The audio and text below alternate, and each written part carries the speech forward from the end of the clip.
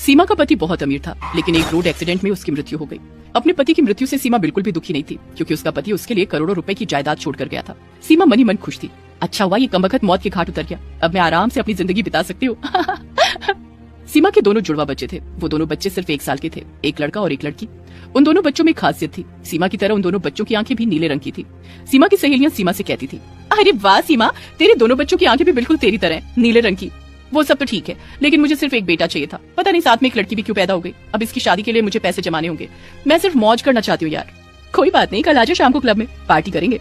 सीमा को पार्टी करने का बहुत शौक था। अगले दिन शाम को अपने दोनों बच्चों को गाड़ी की पीछे की सीट पर बिठाकर वो गाड़ी लेकर क्लब चली गई और बच्चों को गाड़ी में रखकर ही क्लब में घुस गई। वहाँ वो पार्टी करने लगी। यहाँ उसकी बेटी गाड़ी से उतरकर रास्ते पर चली गई और कुछ ही देर ऐसे रेंगते हुए चलने लगी। देर रात को पार्टी खत्म होने के बाद सीमा अपनी सहेलियों के साथ क्लब से बाहर आई।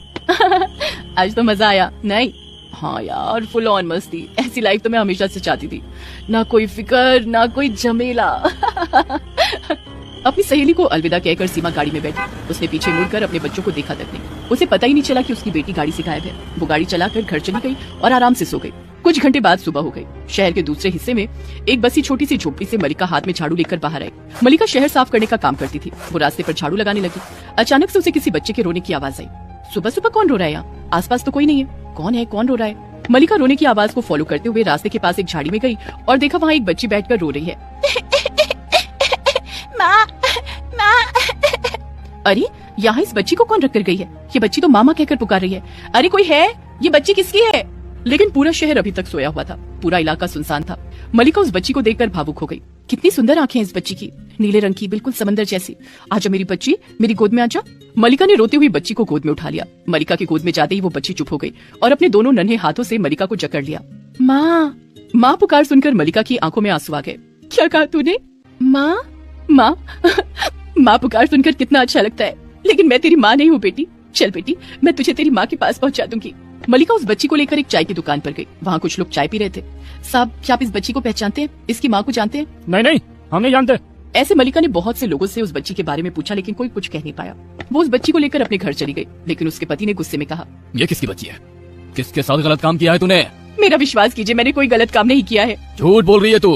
5 साल के शादी के बाद भी तू मुझे एक बच्चा नहीं दे पाई और किसी और की बच्ची को गोद में लिए घूम रही है।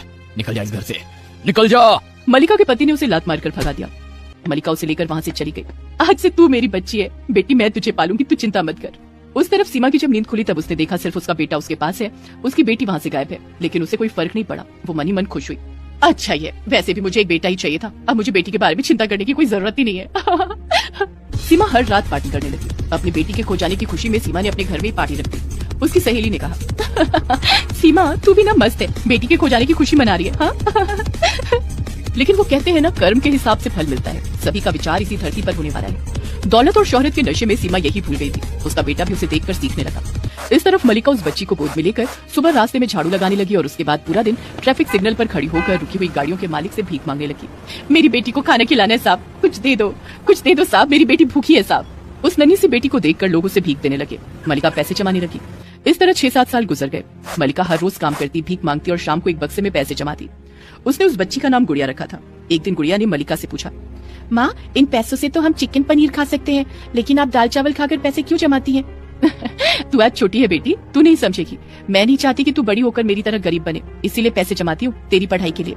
मेरी प्यारी बेटी, आजा खाना खाते हैं। माँ आप सबसे अच्छी हो, मेरी प्यारी माँ। गुड़िया को पता था कि मलिका उसकी असली माँ नहीं है। मलिका ने उसे ये बात बता दी थी, लेकिन गुड़िया कभी उसकी असली माँ से मिलना ही नहीं चाहती थी। उसके लिए मलिका ही उसकी असली माँ थी। एक दिन मलिका और गुड़िया ट्रैफिक सिग्नल पर भीख मांग रहे थे। सिग्नल लाल हुई और गाड़ियां आकर रुक गई। गुड़िया एक गाड़ी के पास गई और मलिका दूसरी गाड़ी के पास। मैडम कुछ पैसे दे दो ना, मेरी बेटी को पढ़ाना है मैडम, दे दो ना। उसी गाड़ी के अंदर सीमा बैठी हुई थी। सीमा ने कहा, पैसे नहीं दूंगी, भाग जा भिखारिन। दे दो ना मैडम, मेरी बेटी को डॉक्टर बनाना है।